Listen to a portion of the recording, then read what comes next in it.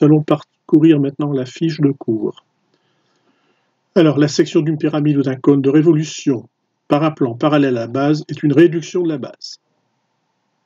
Nous avons démontré, avec le théorème de Thalès, comment déterminer le coefficient de réduction. Prenons l'exemple ici sur cette pyramide.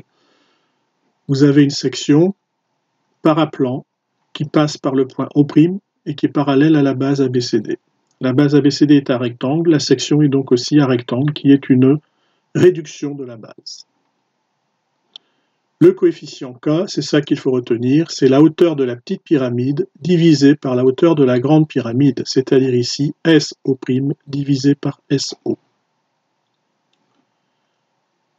Je rappelle ici que lorsque vous avez votre grande pyramide de départ et ici la section, si vous enlevez la petite pyramide, vous la posez ici, on peut dire que cette petite pyramide, donc la pyramide du haut, est une réduction de la grande pyramide.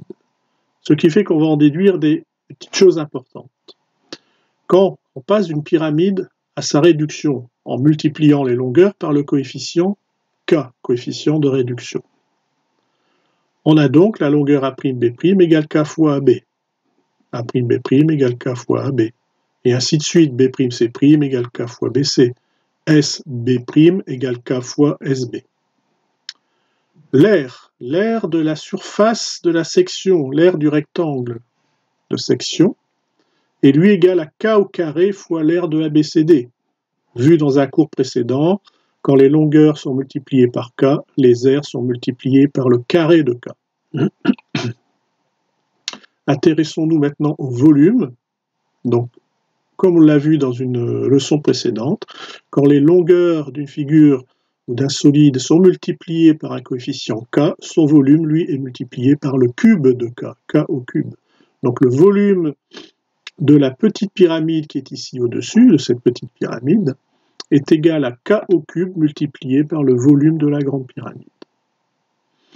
Une remarque, si on enlève la pyramide réduite, il reste cette partie-là qui s'appelle un tronc de pyramide. Je te laisse lire le cours pour le cône. Ce sont les mêmes choses à connaître. L'histoire du coefficient de réduction, c'est la hauteur du petit cône divisé par hauteur du grand cône. On a les mêmes égalités entre les longueurs. Les longueurs sont multipliées par K, OA' égale K fois OA, mais aussi SA' égale K fois SA. L'aire du disque section, c'est K au carré fois l'aire du disque de base. Le volume du petit cône, c'est K au cube fois le volume du grand cône. Si on enlève le petit cône au-dessus, il reste un solide qu'on appelle un tronc de cône.